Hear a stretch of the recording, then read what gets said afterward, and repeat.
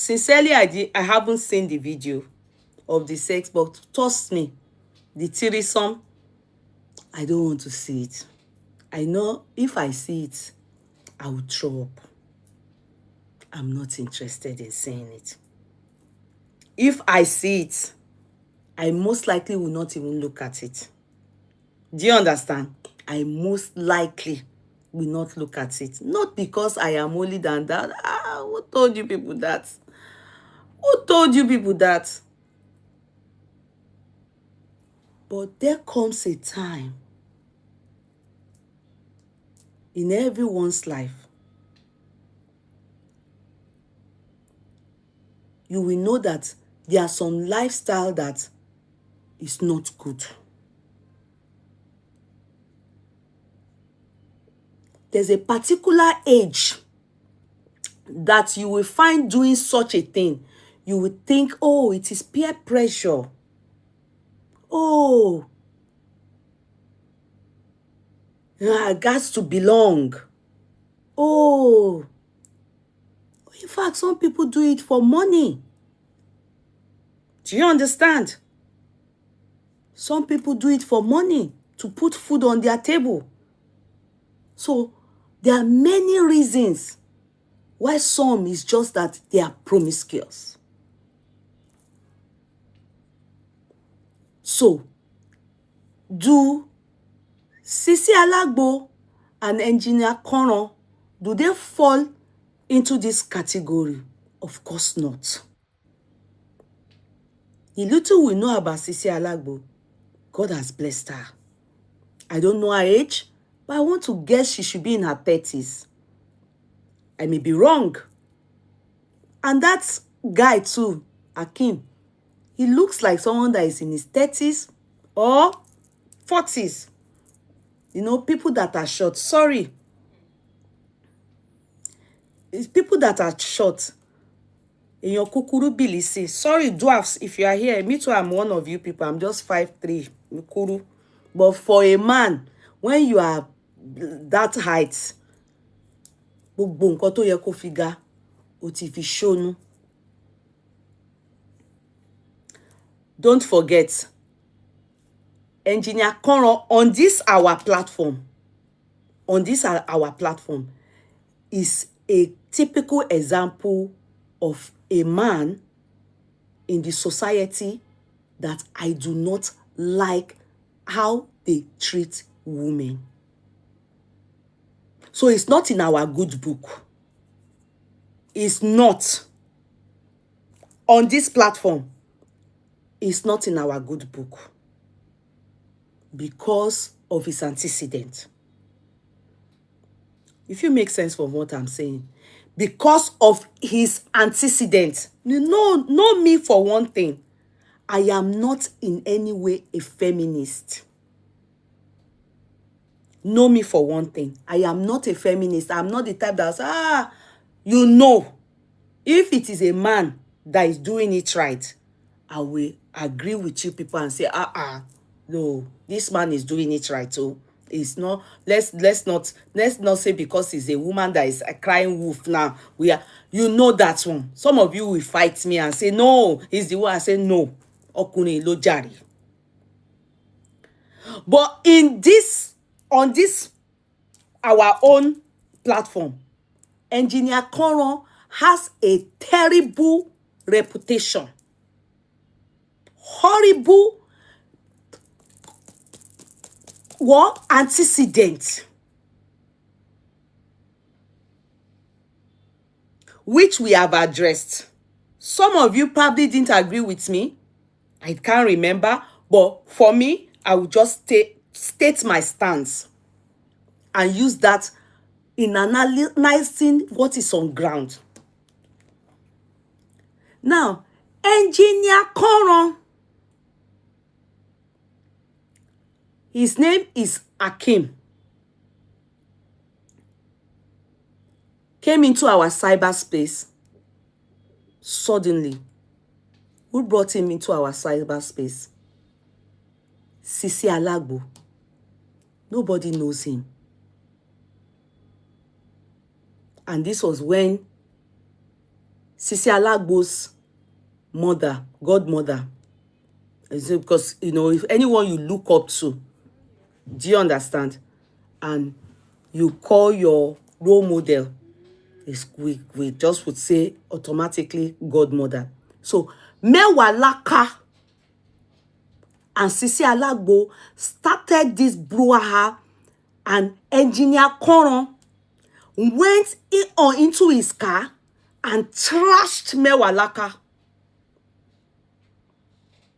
That was when they opened their yash, and then some of us that didn't notice them, yeah, we were able to now understand that, oh, Mewalaka went to do shop opening. Mewalaka is close to them. Mewalaka is a godmother to Sisi Alagbo. Mewalaka this, Mewalaka that. And the way the whole thing played out, I sat here that day and I told Mewalaka, I told her to hold her peace. And I told Sisi Alagbo that this thing, now here we go there, she's going to regret. Let me tell you people one thing. Look at adults. When look, you see some people that talk to many of you, whoa, Rita, whoa, Jade, whoa, Mo, what's up? If you've been around, you've done that. When kids are doing stuff, the way you'll be laughing because you already know where that thing will end. And if you are quick to call those kids and call their attention, come, my daughter, come, my junior, or come, my goddaughter, this thing you are going, Egungun, be careful. Express low why. Koma lo. Padanu emi. If they advise you like that and you quickly hear, o ma sheyan lanfani. But with the way this Sisi Alagbo was behaving then, she refused to listen to her godmother.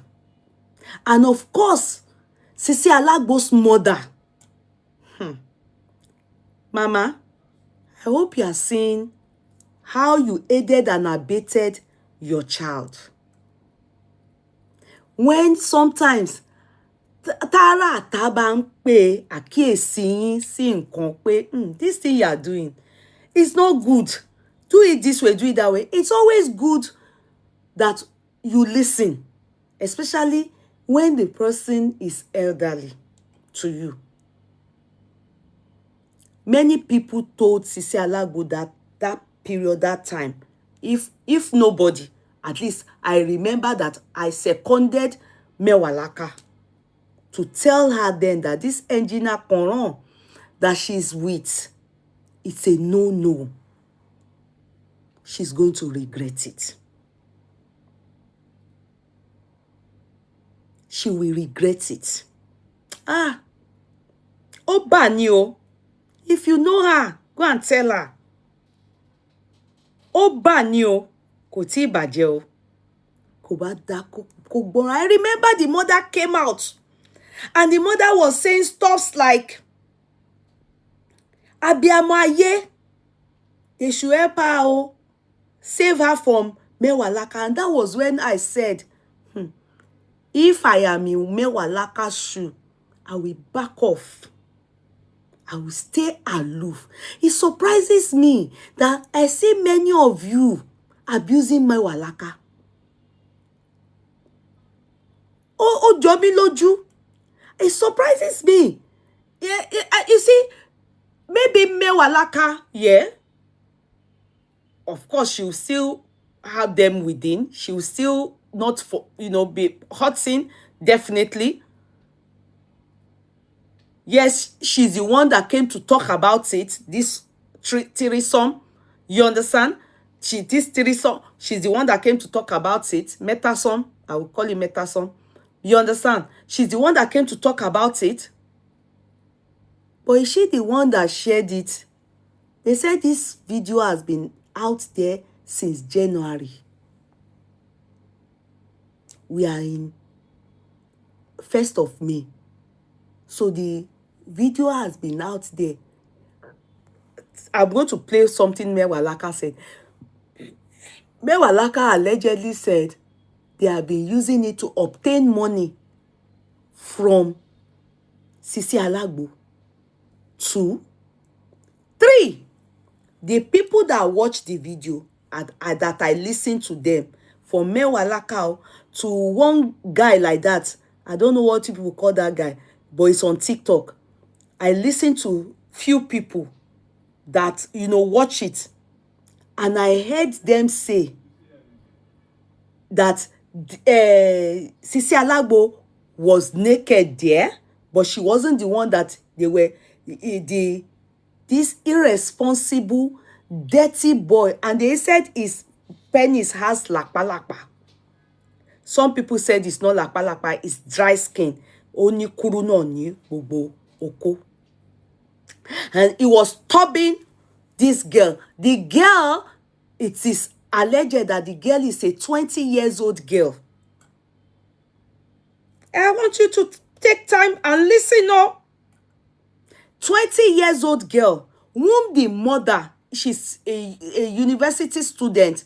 The mother brought her. The mother is the one that is friend with Sisi Alagbo. Because at first, it was alleged that the lady is Sisi Alagbo's friend. I kept calm. I was waiting to see if, okay, maybe it's a friend, even, but later it was discovered that the girl is a 20 years old girl who is in the University of Ibadan. That, since she was, they said she lives around the Korodu, that her mother brought her to Sisi Alagbo to live with Sisi Alagbo during this, school period. And the girl said that they drugged her. Torí mo fẹ́ kí ẹ̀yin tí adájọ́ tẹ́ ń dájọ́ ake kiri. You understand? Tẹ́ ń dájọ́ ake kiri, tẹ́ kàn ń dájọ́. So, meaning intentional. They intentionally carried a 20 years old girl who is vulnerable, who doesn't really put this child in the shoes of our children. My third born is the age of my third born, my demo. How many brain ni irú àwọn yẹn ní? A 20 years old child. 20. And the girl, are you listening? The girl went to stay with Sisi Alagbo, and Sisi Alagbo's husband with clear eyes. Sisi Alagbo was there naked. In fact, I learned she mentioned, Mama, the way they said he was drilling the girl. The girl was so uncomfortable, wasn't enjoying it, no reciprocation, was not herself. To those that watch it and they analyzed it. Why are you, Agbagbo, why are you saying 23? I heard from the source, they said 20. What is your issue? 20 and 23. Is it still, why are you going on and on? 20 and 23. Is it any age to even talk about? Why are you people like this? At 23, at 20. Don't type anything there. Amama sọ̀rọ̀ lọ báyìí, ẹ máa minute on nonsense. Nǹkan tó jẹ́ problem gangan, ní kọjú sí yẹn, kẹjẹ́ ká sọ ká yànnàná ẹ̀. You are writing it, you are going on, you are saying, at HND, at university, there's no difference. That is not the bone of contention. I don't want you typing here again. As I was saying, before this Agbagbo has been interrupting me, Do you want to hear it where the person that knows the lady said the girl is 20 years old? You are here typing, no face. The guy that I said is the one that saw knows the girl. Said the girl is 20. You are here saying is 23. Do you know the girl? Did you speak to the girl? I want to buy girl sọ̀rọ̀, only 20. You are here typing. They said University of Ibadan. You are here saying HND. What has that got to do with what the problem is? And sọ̀rọ̀ problem. You are talking about age. As I was saying, I don't know. What is the difference between 20 and 23? You know, initially, people thought that they carried the rumor that the girl is Sisi Alagbo's bestie. Now it's been discovered that the girl is not a friend. She's like Omo Aburo, that they went to put. The mother took the girl to Sisi Alagbo to live with Sisi Alagbo during school term. It is alleged that she's in UI, University of Ibadan. They spoke to her personally. I can play it. Sheng Bomi. Now, this girl,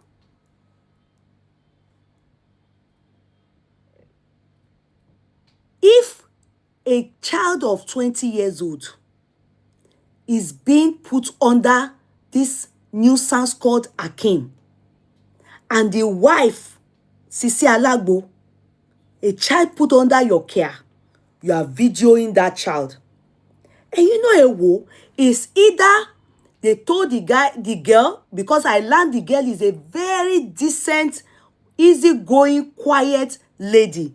As at yesterday or today, the mother of the girl is yet to know pé ojú ẹ̀ wà lórí social media níbi tí wọ́n ti ń kùlùbọ́ ẹ̀. Tí Akim ti ń bá sùn ruggedly. Do you understand? Ibi tí Akim sleeping with this girl ruggedly. They carried the girl. They did that to her, Sisi Alagbo and Akim. Ibi tèmi ti ní problem nínú gbogbo ọ̀rọ̀ tó wà nílẹ̀ nìyẹn. They did it. There was intention. You see, in law, if they are going to charge you to court for a case, an investigation is done thoroughly.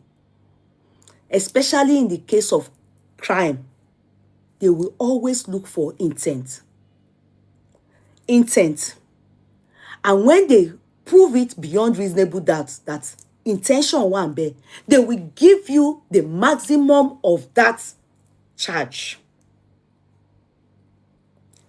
The intent there is that Sisi Alagbo purposely by wọ́n ní òun ló ń video. That's one. The intent there is that Sisi Alagbo, allegedly they said, I'm sure many of you that have watched it, said, Mama, is it like stop, don't over knock the girl, don't mash moleshe. When this useless guy was, they said he was drilling the girl. They also said he was doing it like there was something, a reward for what he was doing. Look at it. The intention is there. Those two people are culprits. I don't want to hear where some of you saying the wife, in fact, I will play Bewalaka what they told, what they claim Sisi Alagbo is claiming now that Ohun fantasizing. That's her fantasy. How can you fantasize and destroy another person's life? Why didn't you use yourselves? the two of you. If it was the two of them, do you know I would advise us that kí ló wá kàn yín? Ṣebí ara wọn ni. The third party ọmọ tó wà ńbẹ̀ is the crime. The third party, that child there, that lady there, is the crime. I was told that the child, the girl, was also trying to cover up she was not at ease. They said she was drugged.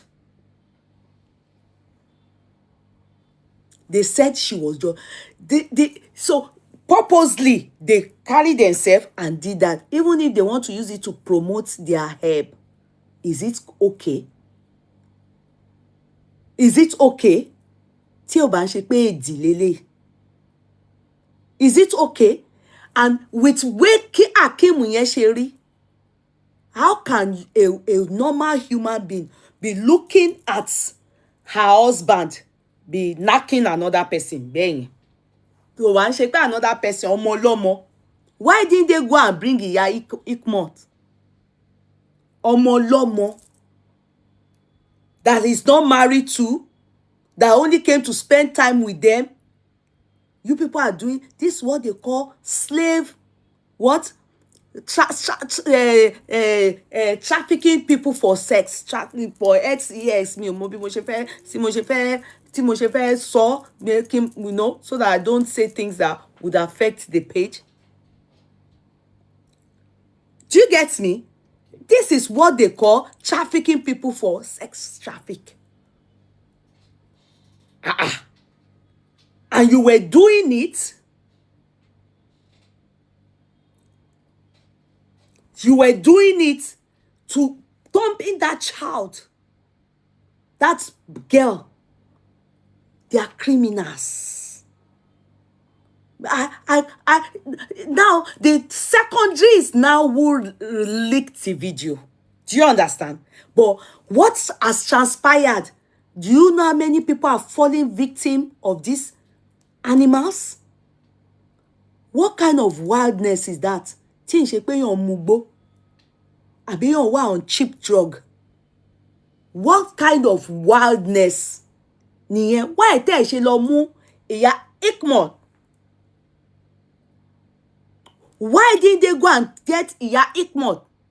Tí nuisance bọ̀bọ́ yẹn ó ti san well, ó ti san at least ó fẹ́. They should have at least invited Ìyá Ikmot. Why that child? Why did they do that kind of video? What is the aim? What is the purpose? That you will just stand tó ń ṣe pé òun fa cheap drug. Irú wildness wo nìyẹn? Irú fantasy òṣì wo nìyẹn? Irú nonsense and ingredient wo nìyẹn? Irú jagbajagba wo nìyẹn? Ní ìwọ tí ò ń fi aṣọ borí. Ní ìwọ tó ń pe ara ẹ ní ọmọ ẹ̀sìn. Bó ti ẹ̀ ń ṣọmọ ẹ̀sìn. Ní ìwọ tí wọ́n bí nínú ilé Mùsùlùmí. Akeem. Then somebody is videoing you. If you have not been doing it, if you are not that kind of horrible person, tó ẹ pé lifestyle yín bó ṣe dọ̀tí nìyẹn, èèyàn ò lè, simple pé o fẹ́ lọ toilet. Do you know if somebody is standing and you want to poo, it won't come? Because ojú máa ń tì dọ̀tí. It won't come. Except and only if you are so used to that person that you can, even fat, ofe fisosi. Do you know that some people, they can't fart in front of their husband? Ó máa níbi tẹ́tí bàdé kí so tó lè bọ́lá. So for you, kí okó ẹ gẹ́gẹ́ bí wọ́n ṣe sọ pé okó ẹ tó ní làpálàpá kó tó lè máa ṣì stand well when somebody is videoing you. Tẹ́ni yẹn ò sí nínú performance yẹn. And for her to be naked, definitely I believe that maybe that girl held the video first. You understand? And they did. Then, oya turn so ti rí pé mi náà ṣe. Oya, ìwọ náà ṣe kí n video ẹ. So because I don't know the videos you people have seen, there's no way Nobody can tell me that they too, they didn't do. They did. There's no way to make that girl feel at ease. And for them to lure that girl into that deep something, how they lured her into it, I am so sure that's why they said that she was naked. Let us listen to Mewalaka, and you will hear some things. Please, Mewalaka, I'm going to play your video here. I'm going to play your video here.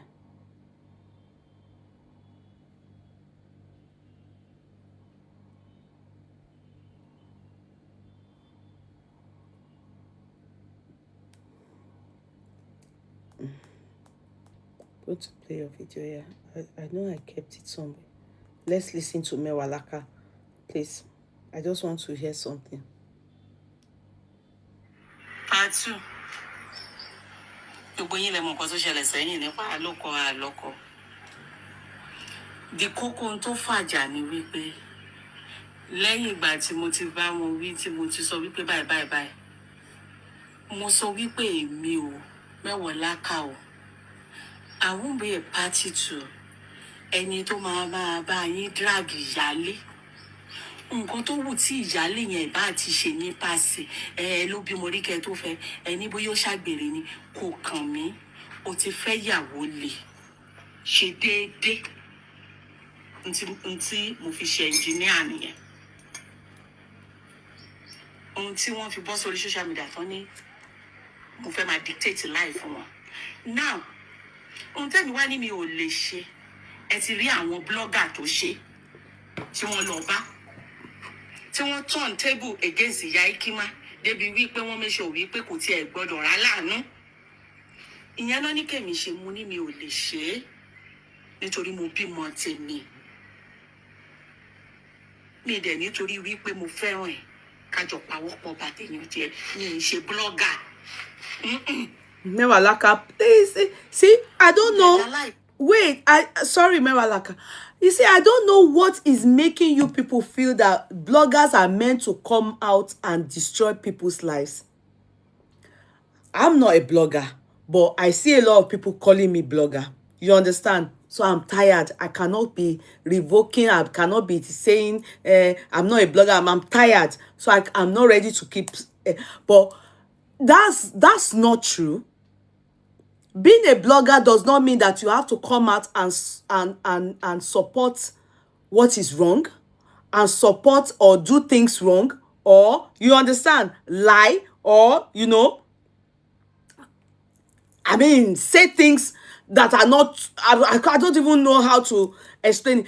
Being a blogger, okay, like in my own case, I always say to people, I simply just see what is trending and I talk about it. What can we learn from it? How can I, critically analyze it? And, if there are things that we can also chastise, and of course, especially when they are celebrities, we can learn from it. May we not be used for, to learn, when things, horrible things from us. But it is what it is. It happens. Do you understand? So I don't know why you people always think that when people like me, when we come out, it is to come and destroy. No. That's not blogging. Blogging is not for people to destroy other people, to lie over issues, or no. So it should not be categorized under blogging. It should be categorized under the person.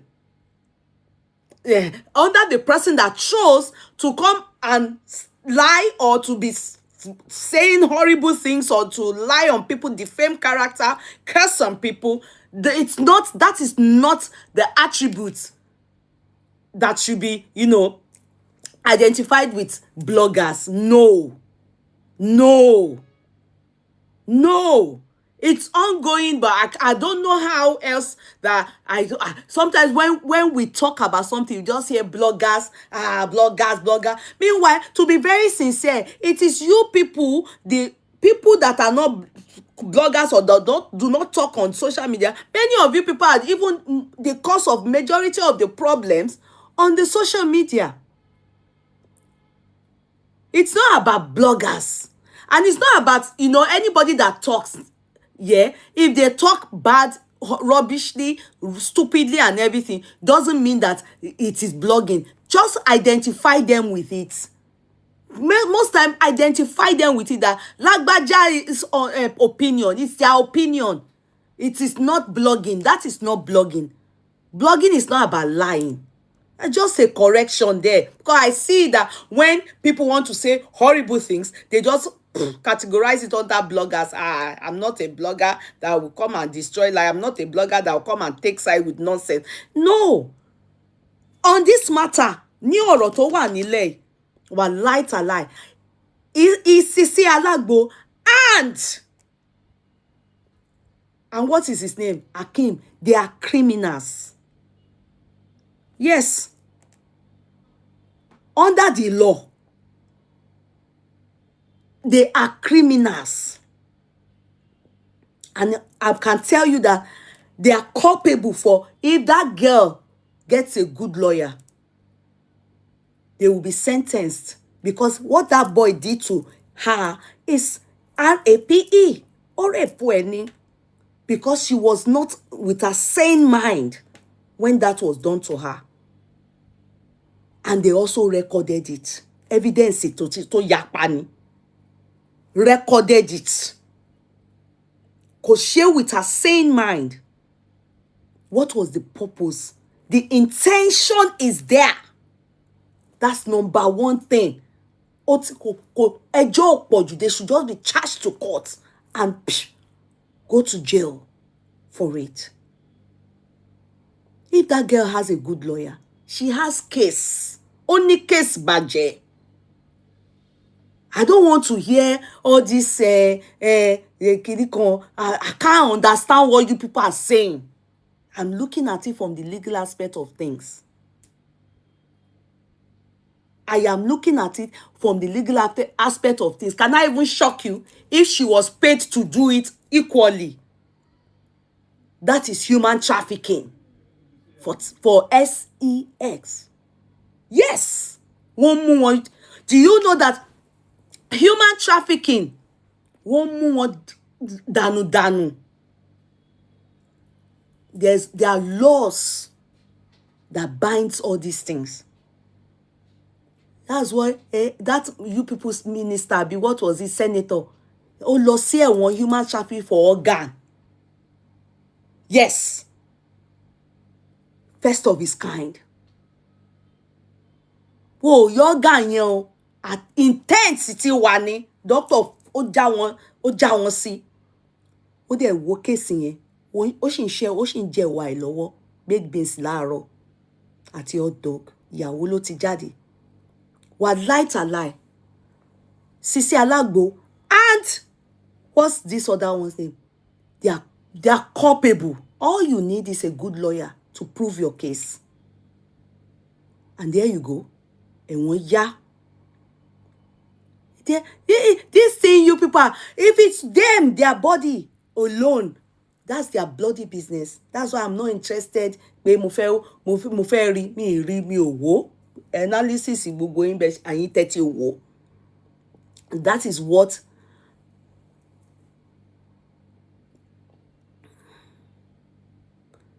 I don't want to know. No, I don't want to know. Yeyye me, please. TMS House just posted a post where the girl and Mr. Akin chatted that she enjoyed his dick, man. I don't want to know. I don't want to know. Let me tell you, I do not want to know. Toyin Oladiran, all those bullshit you're talking about is nonsense. Bullshit you're talking about is nonsense. I do not want to know. As long as that girl is a young girl, kept under the care of Sisi Alagbo, she should, except to pay ori get yen ope ati ìyá ẹ̀, they should make sure they go further on that case. I don't want to know. Vulnerability and naivety, it's two things.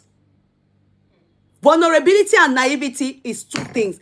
What I will advise the girl to do is to make sure that video as is circulating, because maybe the girl herself has not even seen the video. Ó kàn ju video ẹ̀ síta ni. I don't want to know.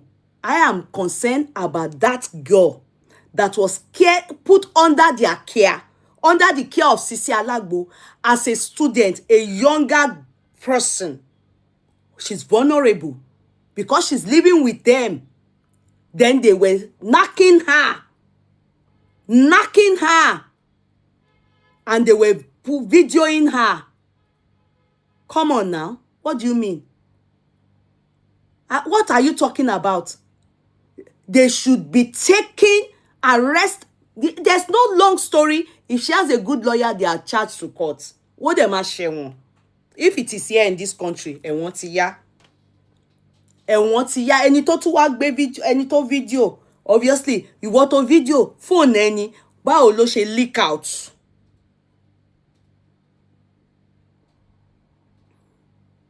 How did it leak out? And the child, the girl involved. You are a married man. The girl involved is a single girl, still in school. Títí yín bá ti bàjẹ́, ṣé ẹni ìdàtí fi ti ọmọ yẹn kún ni? Do you get me? The intention is there. Intent is what we always look for when it comes to law. Intent. And the intention is there.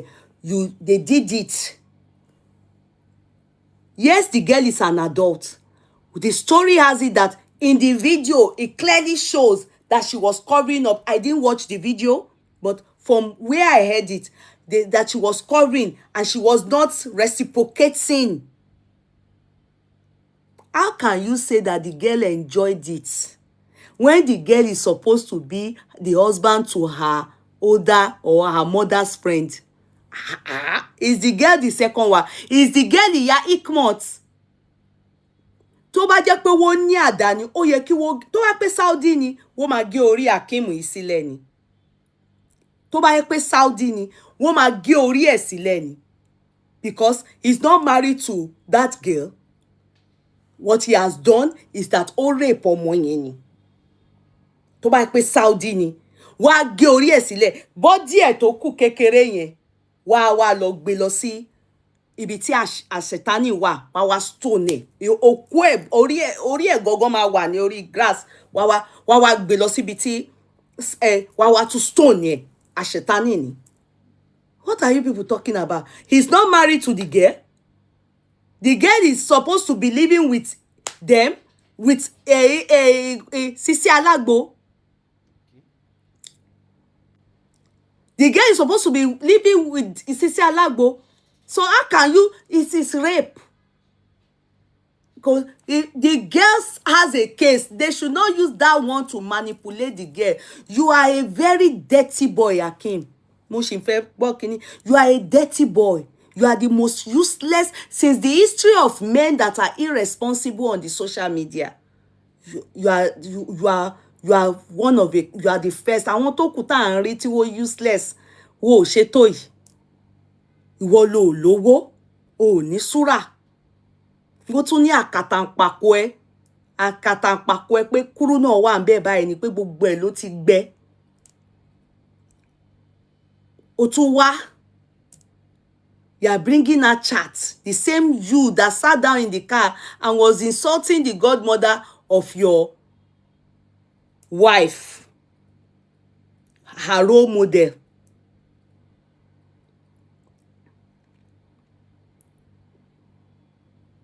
Huh?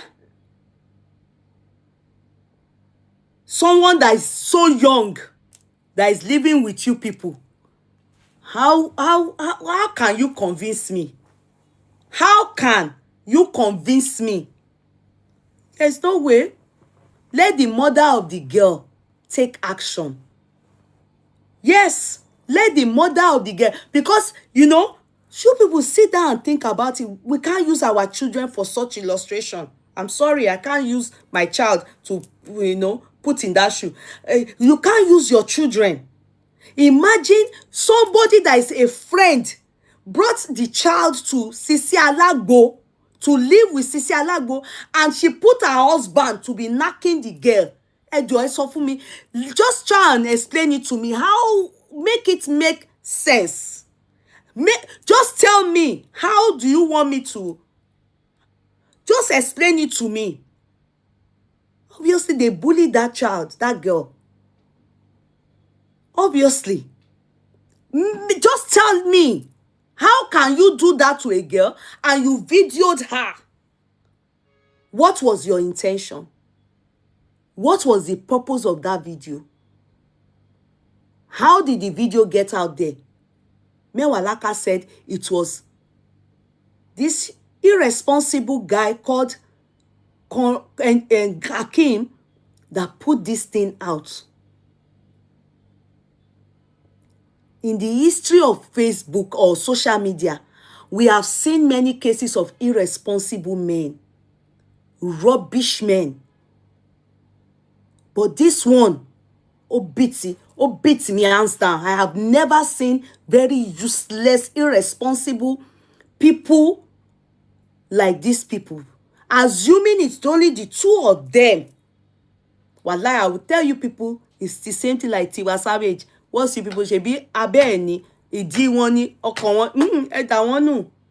Ẹ wò kẹ́ fi ẹ bá fẹ́ fi hold body, ẹ̀yin tẹ́ dẹ̀ kọ anything. Bloody life wọn ni. But the third party, ọmọ tí ò tí marry, ẹ wá gbé ojú ọmọ yẹn síta. Kí wá ṣe ojú lásán, ẹ video ẹ ń do. Ìwọ useless guy yìí. To ma description tó ní okó ẹ̀ ṣe rí, wọ́n ní description okó ẹ̀ pé ó ní kúrú náà pé gbogbo ẹ̀ ṣe ló gbẹ báyìí.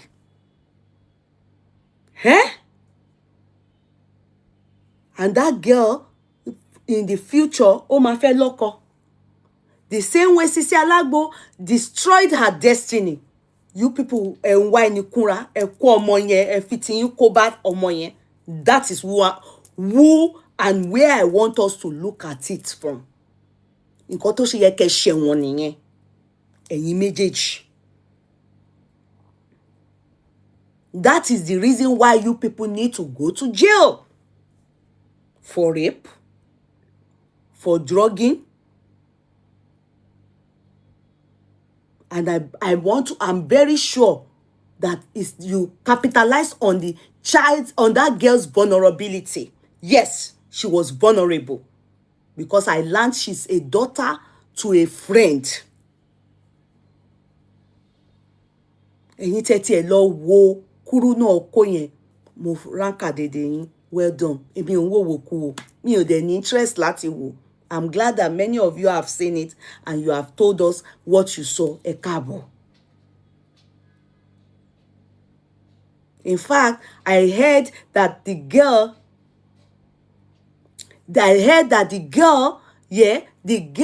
she's so nervous that she can't even come and speak online because of the fact that she's scared of them, that they are going to kill the, case.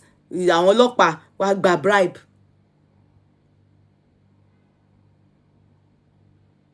That girl needs a good lawyer.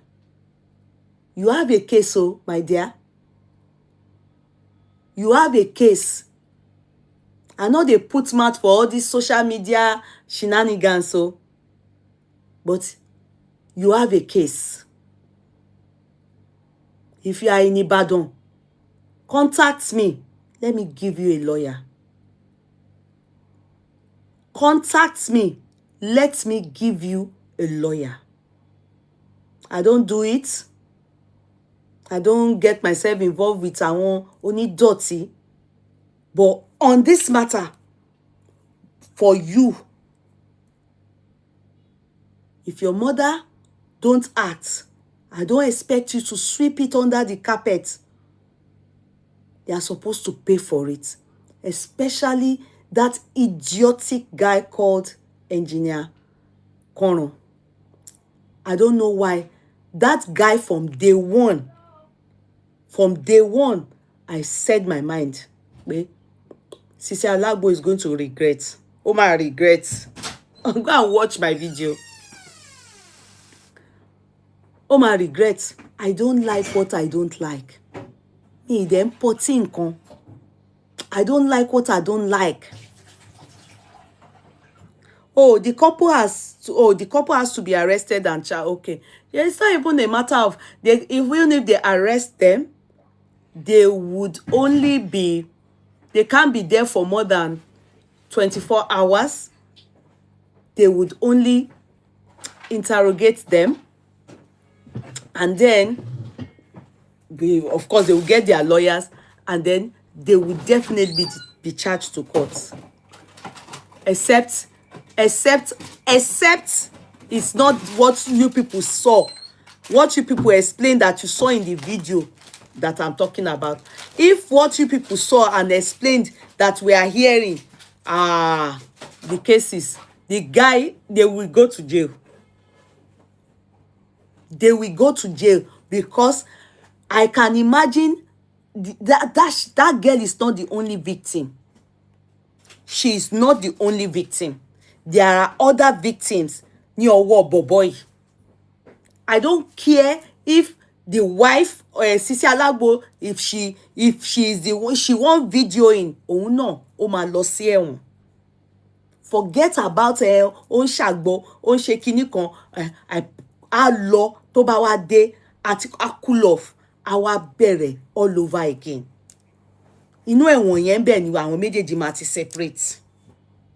Yes, because the lifestyle, that is horrible. Ṣé ẹ mú gbó ni? Igbó gan ò ṣèyàn bẹ́ẹ̀ yẹn bí wèrè bẹ́ẹ̀ yẹn. Ṣé èèyàn bá fẹ́ ṣe threesome, bó fẹ́ ṣe àbí metasome, bó fẹ́ ṣe kíní, you can do it with Iya Ikmot tó bá gbà fún yín. Since you are married to Iya Ikmot, why use an innocent child tí ò tí ì bẹ̀rẹ̀ ayé? It's not married, kò bímọ. Why títí yìí tó ti lànà? Why tẹ́ ṣe ń fa àwọn èèyàn kúnra? Èló lẹ ní? Mélòó ni ẹ̀yin yẹn ní ná? How much do you people have? Ìwọ kọ́ran yẹn dẹ̀rẹ́, ò ní nǹkan kan. You are a pauper. You are a gigolo. Living on stipends tí Sisi Alagbo ń fún ẹ. Lẹ wá ń torí ẹ̀. Èló lẹ ní tẹ́ ń torí ẹ̀ fẹ́ bá yá àwọn young youth jẹ ní ìlú Ìbàdàn tó wà yẹn. Ìwọ Sisi Alagbo, èló ló ní? God, tọ́lọ́ bá máa ṣọlá fún some of you ju bí ó ṣe fún yín yìí. You people will do well so. If God bless you people more than how he has blessed you, some of you, èló ni Ọlọ́run ti bless yín pẹ̀lú. Tẹ́ sọlé ayé di Sodom and Gomorrah. If you want to do it with yourself, wallahi, to me, I don't care. It's your bloody life. Ohun ẹ kò gbà jẹ́ kẹ́ gbé ajá wá kó bá yín sùn. It's your body. It's not anybody's body. It's your bed. Ohun ẹ kẹ́ wá tọ́kọ ẹ kẹ́ gbé ara yín báyìí kẹ́ bloody life fún yín nìyẹn. But that third party, why? Why? Ẹ wá bring her into the world. Why do you people do that? What is your intention?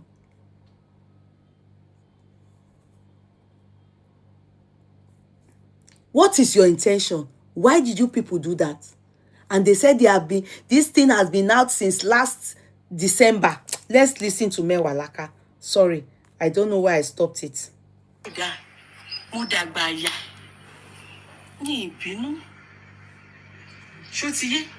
Ó dùn mí tí bá ní kò dùn mí irọ́ ni mo pa. Ó dùn mí ṣùgbọ́n mo fà sẹ́yìn.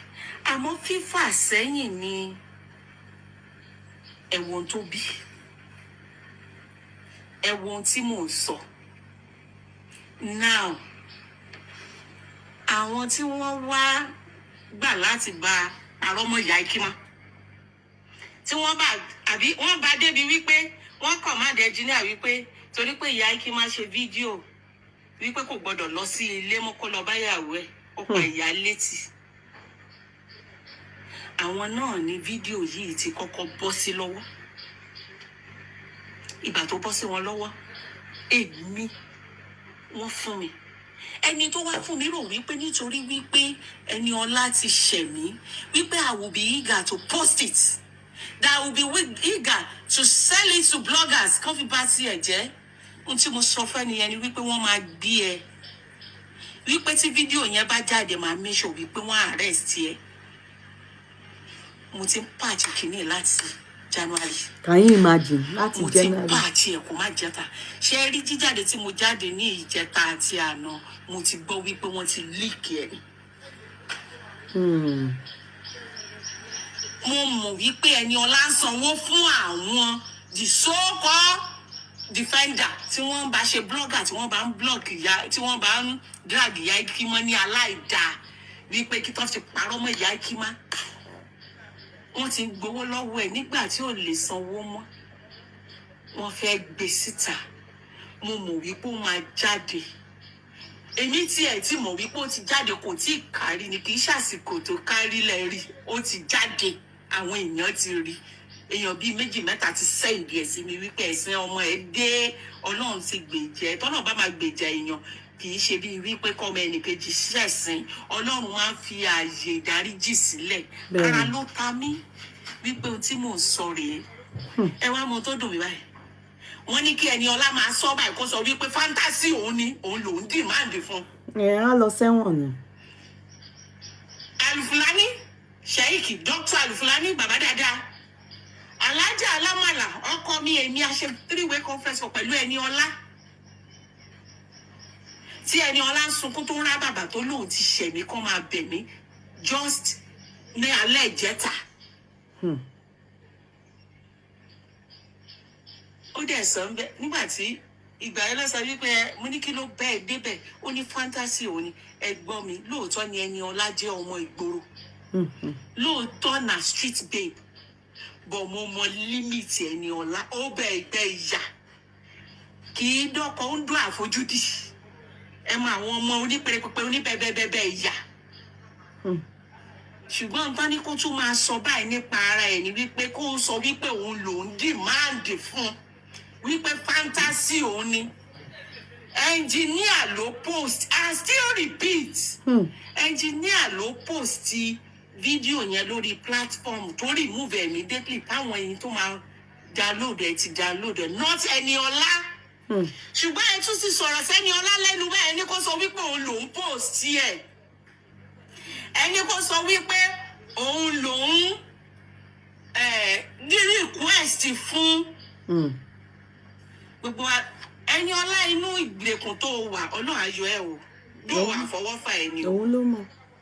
Tí a bá lọ gbọ́kọ lọ́kọ. Ṣùgbọ́n Ọlọ́run ayọ̀ ẹ̀. Gbogbo àdúrà tí Dr. Alufulani dẹ̀ ṣe fún ẹ á gbà lórí ẹ̀. Ṣùgbọ́n tó bá tiẹ̀ máa parọ́ ọmọ rẹ̀, rántí àwọn ọmọ ẹ̀, rántí ọjọ́ ọ̀la ẹ̀, rántí àtúbọ̀tán. Sórí wọ́n á gbé kúrò lára ẹ̀, social media á gbé kúrò lára ẹ̀, ojú rẹ̀ ni tí ò ṣerú ẹ̀ rí, ojú ò ṣe kìnnìkan. Ṣùgbọ́n àwọn náà tún máa lò against ẹ lọ́jọ́ iwájú. Dídò làṣàbí ọlọ́ṣẹ́ tàtàn fún lóye o. Àṣàbí ọlọ́ṣẹ́ ò dọ́kọ̀ kò ṣòṣì o. Kò yí ẹ. Ọrọ̀ ajé ló ṣe o. Kán má ṣe sọ wípé ìwọ tí wọ́n bá ń tàn ẹ́ má tàn rẹ̀. Òtútù gbà mọ́ra bá ń tọ́ ní kó o sọ. Ṣé o mọ̀ wípé ẹnjìníà ò bọ́ síta báyìí kó sọ̀rọ̀? Ṣé o mọ̀ pé kò bọ́ síta kó sọ̀rọ̀? Ṣé o mọ̀ pé nínú fídíò yẹn ìkan wà tó ń pariwo wípé máma pọ̀ ọmọ lọ́mọ? Abúrò pé mi ò rí fídíò yẹn. Ó sọ fún pé máma pọ̀ ọmọ lọ́mọ, máma pọ̀ ọmọ lọ́mọ. Bóyá ká nípa ẹni yẹn gan ní courage láti sọ̀rọ̀ síta ni. Who knows? Bóyá ṣe lẹ́ drug ẹni kẹta. Mo kàn rò ní o because the video ẹni bá fi ara balẹ̀ wò dáadáa mọ̀ pé something is fishy. Eniola ó bẹ́ street babe ni ẹ́. Clean, ń ṣe saint. Bẹ́ẹ̀ mi náà ṣe bí mi yàn ṣe saint. But you are not that stupid and you are not that dirty. Tábà ní kó rojọ́ ọmọ rẹ̀ tí wọ́n náà rò mọ́ rẹ̀. Ìfẹ́ náà mo tún fi ń sọ o. Ìfẹ́ náà ní o. Tí di bá bàjẹ́ tán. Tó nídìí ládà. Gbogbo ẹ̀yin tí ẹ ti ọwọ́ yín náà ní fídíò ti jáde anyway. Ẹ̀yin tí ẹ bá drag ìyá Ikimọ́. ẹ̀yin lẹ pàpà wá share video kódà a mọ̀ yín Ọlọ́run náà dẹ́ mọ̀ yín ẹ̀yin lẹ gbé fídíò jáde ẹ fẹ́ kó gbogbo bẹ́ẹ̀ ṣe ń drag mi tá ẹ̀ sọ wípé ẹ fẹ́ kí n bínú sọ wípé màá dẹ́ gbé jáde kẹ wá hide sábẹ́ mi ni mo gbọ́n jù yín lọ mo smart jù yín lọ ẹ̀yin ni àmọ́ ẹni tó fọwọ́ díẹ̀ ó ẹ̀yin nu Ọlọ́run ni ẹ̀yin lẹ́pọ̀ lè wájà ẹ̀yin lẹ́pọ̀ lóko wá Exactly. ẹ̀yin. Sorry. Exactly. Moyoluwa, from the beginning, Mewalaka said the man is a gigolo. We didn't understand it. Now we know it's true. Because the fact that those of you that watched the video that said he was knocking like this, the girl, gigolo lo man ṣe bẹ́ẹ̀ yẹn. Go and watch boy tí man post it, ó man ṣe pẹ̀lú Láìdé Bakare. The recent one, he did it with Foluke Daramola. He does the kí lorúkọ ẹ̀, you people know him. He's aṣẹ́wó ni, as in gigolo ni. Exactly. Only that Ọlọ́run ò fún Ejina Koran ní handsomeness ti boy yẹn ni. Kò tún ga nílẹ̀, ó tún ṣe ní dánkù. Do you understand? Ọlọ́run mọ̀ pé kò dá, kò fún ní look, kò fún anything. Don't come and abuse me, oh. You know that's how you climb the pulpit. To bẹ̀ sí bú Mewalaka. Because that's how you do. You tell ọkùnrin, mo ti mọ̀ pé you will ṣiṣẹ́, you will jábọ́, ó máa jábọ́ because of the actions you took. Tí ọkùnrin bá ti wà tó ti rò pé bóyá o gbójúlé Ògùn àbí nǹkan kan pé o ti fi mú Sisi Alagbo, ó wá bọ́ sínú mọ́tò bẹ̀rẹ̀ sí bú obìnrin, bẹ̀rẹ̀ sí sọ̀rọ̀ pátápátá. Mo ti mọ̀ pé ó máa tó fọ́. Ó máa jábọ́. Ó máa fall. You are a gigolo. Glaringly. Ó clear pa. On a clean slate, you are a gigolo. Because that singular thing that you did, on bá ọmọ tí a girl that they put with, living with, more or less like almost school. Almost school. Tó ń gbé pẹ̀lú Sisi Alagbo, ó dẹ̀ ń bá sùn. Sisi Alagbo ń record there. What? Ejo? Am I the only one not thinking this thing? But this is not normal. Even if the person is Sisi Alagbo's friend, is it normal for Sisi Alagbo's husband Akemi tí ó bá kí ń ṣe pé gigolo ni? If he's not a gigolo, how will he feel okay to be knocking somebody else? Yeah, irresponsible Sisi Alagbo. Gbogbo obìnrin ló, àwọn obìnrin ó ríta. Yan ríta, but kì í ṣe bí ti tẹ́lẹ̀. Eléyìí tẹ́yin ṣe yìí is a criminal act. Somebody is saying the girl is the side chick of Engineer Kewu. She has maintained relationship with the useless man. I don't know. I do not know. The story is that the girl, they brought her to the family by the mother. The mother brought her. So if Engineer Kewu or whatever you people call him is knocking the girl, ṣé ọyàn dáadáa nìyẹn? Wo, Sisi Alagbo, you are sorry to use the word, you are finished. And you know, I don't know why your own case, ó ti fast jù. Kama tiẹ̀ yóò ti fast jù, ó mú fura wá. Get out, Madam Mewalaka Alabosi Oshisebi. You said the video don't dey since January, but never in public play. But immediately you, Mewa, said it on Facebook in less than 48 hours. The video is you love her, but you opened her. I beg you go, jare. Lara, you know, Elijah saw. Yeah, Elijah can saw. You people will not allow us say it. Gbogbo yon lalabosi. You people like you, people that won't allow us to say it. Be it out last year, is it good what they did? Gbàgbé yẹn. Forget the other one. It will open wish rash. Is it good? They said the true you is what you do when nobody is there. Is that action tí nǹkan tí wọ́n ṣe? Ṣé ìwọ tó sọ̀rọ̀ tó comment rádaràda yìí? How will you feel? if you are the one, or your daughter or our daughter is the one that is the third party. I'm not talking about Sisi Alagbo. Bó ṣá ṣe wùn ní kó ṣe fi òbò ẹ̀gbá mítà kó tó àdògán mọ́ ẹ̀dọ́gbọ̀n sórí I don't care about ẹni tó fi ìyá Ikimot sílẹ̀ tó describe bóun ṣe bá ìyá Ikimot sùn online. Ṣé ẹ̀yin ni ọkùnrin? Wàláì tàláì bó jẹ́ òun ní sìn and the two of them, I will tell us that we don't care. Ẹ kàn ṣe kó kàn fi wọ́n rẹ́rìn ni. Why are you talking about Mewalaka? Why not face the main issue? Ṣé nǹkan tí wọ́n ṣe yìí ṣó dáa? What they did, is it good? Ẹ má máa fẹ́ ẹ má máa rí nǹkan tó the truth báyìí. Ẹ má máa rí òótọ́ báyìí.